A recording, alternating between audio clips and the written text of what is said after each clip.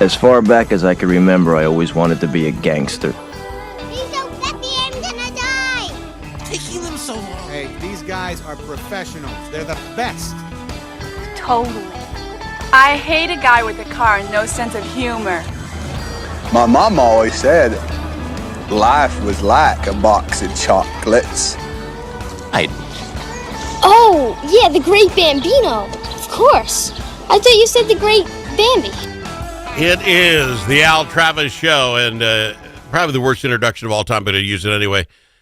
A man who this show wouldn't probably even exist if it wasn't for him. He's Senator Nick Frentz. Senator, thanks for being here. Well, that was nice of you, Al. Good morning, everybody. Really glad to be on the show. Lots to talk about. Oh, we got a ton to talk about, but I say the worst introduction because I presume folks on your side are say, Nick Frentz, you did what?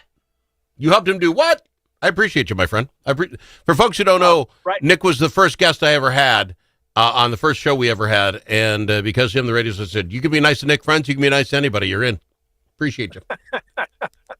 That's exactly what they said to me. They said, you can make it on the Al Travis Show. The sky is the limit. You can make it here, you can make it anywhere, my friend. Senator Nick Frentz, let's talk a little bit about some stuff that's going on that's got me a little peeved. All right, I'm just a little peeved off. There's a guy, and that doesn't really matter his name, I guess, 26-year-old kid. I don't know what you're doing at 26, Senator Frentz. I was out chasing the ladies, playing a little softball, probably having more beverages than I needed, trying to figure out who I was in life. This 26-year-old kid took the state of Minnesota for $2.7 million in this housing stability services thing, and he pled guilty. He said, yeah, I never did anything. I just got the money. And it dumbfounds me, and here's where I'm at, Senator. I just had to re-up my driver's license, and I at the same time had to re-up and get new tabs for my truck, right? Every year you got to get tabs for your truck. Every 4 years they make sure Al's got his driver's license up to date. You want to go fishing, you got to go every year, get a license. How is it these people can just seem to walk away with our money? It's driving me nuts. The kid, he's 26, figured out how to get 2.7 mil. Tell me when it's my turn. It's your turn. That's that heavy pause. I'm just frustrated, friends. I put this on what was his name? Putnam yesterday. It seems so hard to be a good guy. All the rules, all the regulations, all the things you got to do. But bad guys, it seems pretty easy. Now you go. First of all, I share your frustration. We got people stealing from the state of Minnesota, and while we are ramping up our enforcement and some of our regulatory stuff to screen out more fraud, it just pisses people off. Oh. So you and I are the same. By the way, We're the same at 26 with one key difference. I played a ton of softball, drank a beer here and there, but I just caught the girl I wanted to marry, and I just left her at my house in North Mankato. So you were chasing. I was finally landing that fish in the boat. A couple things, Al, I think we can do some more bipartisan work. You may remember the Senate, the Minnesota Senate, passed the Office of Inspector General bill. And folks, on the Al Travis Show, you come up with solutions. We got to move forward. That bill, at least last session, was the top bipartisan approach to tackling fraud. I think we should have passed it, and you may know it passed 60-7 in the Senate. We've added 46 Bureau of Criminal Apprehension agents. And so I think you're right. I think it's got to be a top priority. I'm not against putting on my website, one of my priorities, is to combat fraud. So I think I'm with you. Let me ask you this, and I don't mean you to get you in trouble with your side, but that passes overwhelmingly. And we've had Senator Gustafson on, I don't know how many times. I love the idea of this independent inspector general. We promoted here 60-7. Can you name many other bills except naming some street, after somebody that gets that kind of support in the Senate, for heaven's sakes, and it can't get the hearing on the House side? And that, I'm sorry, is kind of on your side. No, I think both parties refused to hear it. The Republican House also was not ready to move it forward. And I guess what I would say is fraud and fighting crime should be bipartisan. So I don't mind sharing this top secret Al Travis inside baseball story. Okay. Folks know I serve as assistant majority leader in the Senate, and I was yelling to governor's office and the House, if it passes 60-7, don't you think that tells us something? And for whatever reason, it did not get a hearing in the House. We did not Yeah. move it forward. Lisa Damath running for governor, I'm hoping will be a voice. She's the Speaker of the House, folks, to say we're going to do the OIG bill this year or fraud prevention. And again, we did add almost 50 Bureau of Criminal Apprehension agents, but other states are fighting it too. We saw $1 billion fraud in Pennsylvania, so it's a problem. Yeah. And I'm open to suggestion. It is, and I think an independent inspector would help. Here's the other thing that would, and you're going to fix me on this, and I'm not going to remember the guy's name. The old Office of Inspector General guy, Knowles, something like. Anyway, he wrote a letter to the Star Trib, right, an editorial, saying, here's what we did. We did this, this, and this, and then we went to the committees and said, here's your report. And the committee's chairs, according to this guy, said, nah, thank you very much. We're not going to make this part of our thing. I'm happy to give you, I think what you're looking for there, I know the story and Nobles. I can share it a little bit if you want. Yes, please. Nobles is his name, right? I want to get it right. Nobles. Sorry. Go ahead. This is a thing that your listeners will like. Minnesota has an Office of Legislative Auditor. This is a person who tries to run around and say, this agency's doing this well, this agency's making mistakes, this program's working, this program looks a little susceptible to fraud, etc. And folks, when we worry about how our tax dollars are spent, I sometimes point out to people that Office of Legislative Auditor is outstanding. And Jim Nobles is the former director. And so what he did is he came to the Senate and the House and he testified. He said, look, I think you should tighten up some of these financial controls and fraud restrictions. And those were not followed to the letter. And in some cases, in my opinion, not followed enough. We do get Office of the Legislative Auditor, OLA reports 6 times a year. And I will acknowledge, sometimes I agree with what they're reporting more than others. But you are exactly right, Al, as I always say. There was a little bit of forward spin on this issue. And, the inspector generals are also embedded in some of the agencies. Some of them have said, hey, I'm worried. The counterbalance is people who say, oh, you got so much red tape, so much bureaucracy as we try to screen the good guys. This was the other Al Travis point. Why should the good guys have to do all the jumping through the hoops? And the answer, as any state patrolman pulling over a speeder can tell you, sir, I'm not sure that you're going to cause a serious accident at this speed, but I'm not sure you aren't. No, I get that. With the State Troopers, that's funny. So if I don't get my little sticker saying that I got tabs for this year, right, let's just say they go out in November. This is not legal advice, by the way, but I think you get 10 days grace period. So by the 10th of that month, you got to, and that may not be true. It could be an old wives' tale. Following month. Okay, so the following month, you don't have it. A trooper out there being paid by me to zoom the countryside sees that, he pulls you over, gives me a ticket. Can we not have the same sort of thing for people that are getting $2.7 million to do, we could, whatever that housing, by saying, let's get him on the road and check that guy's doing his job. That's what I want. Yeah, there's an Al Travis neighborhood issue here, and I'm going to tie it together and let your listeners weigh in. No, seriously, Al, this relates to, there's a proposed data center down in your neck of the woods. Yes, I do know. It would have profound benefits to the local taxpayers, never mind the men and women who build it.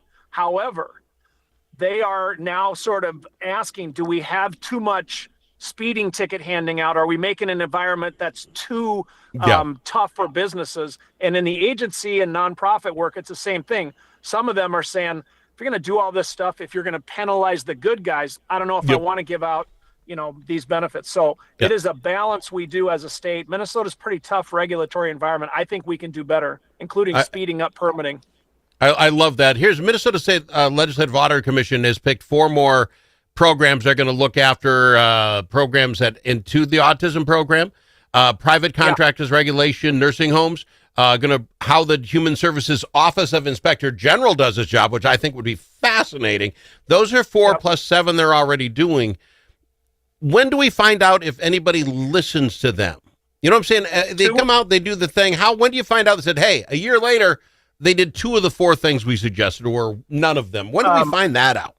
Well, honestly, your show plays a little bit of a role. The public and the media can see the reports when they first come out. So your question is, when do we get to see some action? But it's good to report to the Al Travis Show listeners. The OLA reports are all of them first given out in the public hearing of the OLA. I used to sit on the OLA, by the way. And so the public sees, Al Travis sees, here's what the OLA says. Again, there are 6 a year. Then they go to the Committee of Jurisdiction. So you mentioned Health and Human Services. That committee in the House and Senate can make a big fuss or a smaller fuss over it. And sometimes those reports are a larger scope or a narrower scope. But my point is the chairs of those committees should normally give a hearing to the OLA report, and then they often, but not always, make recommendations. Listen, this report says we got a problem here. We should do this. It may be spend more money on enforcement. It may be more red tape. But it's the same old. Al, your point is dead on. The good actors are paying the price for the bad actors, but the main way we catch the bad actors is to increase scrutiny, speeding tickets, whatever, and you're going to catch some good actors in there, and they don't like it. Fair enough. Back to me being a part of this or the rest of the public getting to know this stuff. I'm not taking the blame. Here's my point. I try every day. I read as many papers as I can, get as much news as I can, and then I try to just talk about it here with guys in the know like yourself. The average guy going to work, wanting to get his paycheck, trying to make sure his tabs are paid for, is not looking for 6 times a year to get online and find out what the LA report was. I'm hoping the papers of note, the newspaper people, the news organizations, are doing that for me and tell me when things aren't done. You know what I'm saying? I don't know when I'm going to remember to look at the OLA reports, and maybe they're all online and I could, but that's what I'm saying. And it's not the regular American people's job. We need other people to yell and scream if they're not listening to them. That's, I guess, my point. No, Gotta go. But here's another compliment to Al Travis Show listeners, and you mentioned Senator Gustafson. Whether the media wants to talk about it or whether the politicians want to talk about it, the people are aware of it. And I'll give you the perfect example. 2 years ago, last year, during the campaign season, a little bit of a discussion about cost of stuff rising and affordability. I don't know if you heard that. And as you notice, 2-3 weeks ago, they had elections.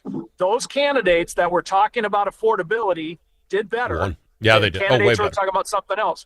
And you're going to see that this year coming up in Minnesota 2026. I think fighting fraud will be one of the top, I would say 2, maybe 3 issues. And those officials that want to be reelected that are not talking about it, some of them are going to be the ex-senator pretty soon if they don't get wired. It's our job. We're paid with taxpayer dollars to fight crime, and this is a big type of crime getting a lot of attention. So that guy that doesn't want to read 6 OLA reports out, he shouldn't have to. He should be on the phone or emailing his or her legislator, city, county, whatever it is, and say, I expect you to fight this, and I'll remember it if you don't.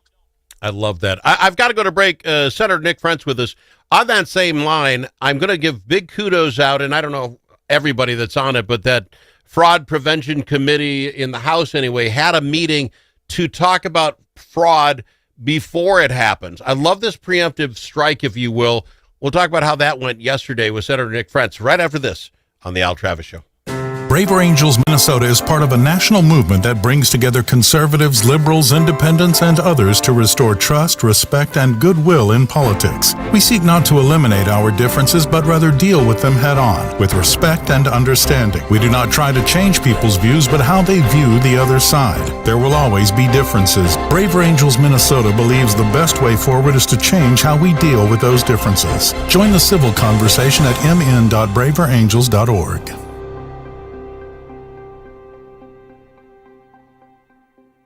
If it's your turn to host a game, Grandpa's Barbecue suggests you try something different.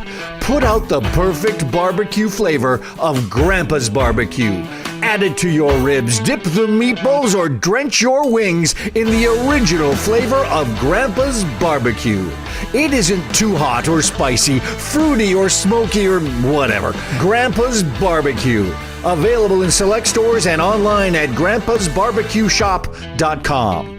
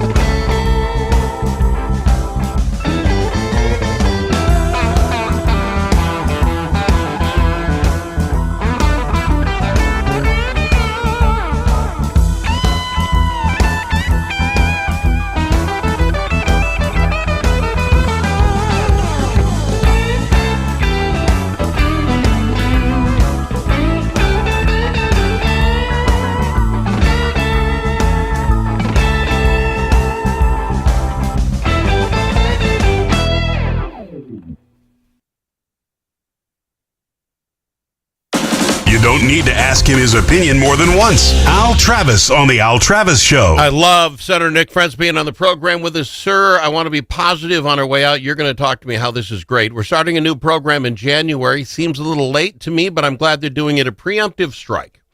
They had a meeting with that fraud group in the House to discuss, where problems may lay in the new Minnesota paid leave program. Here's where I tell you the problem is, Senator. When we knew that with the Housing Stability Act, had $100 million worth of possible money that could be taken, people went after it like sharks in a tank. Minnesota paid medical leave has no cap on it, as I understand it. This is going to be a free-for-all. Now, we're just 6 weeks away, 8 weeks, whatever, 8 weeks away from this starting up, and we're finally discussing some of the pitfalls. One they threw out was, let's say, and this is completely a racist comment, you're from a traditional Catholic family and there are 12 of you in the family and mom gets sick.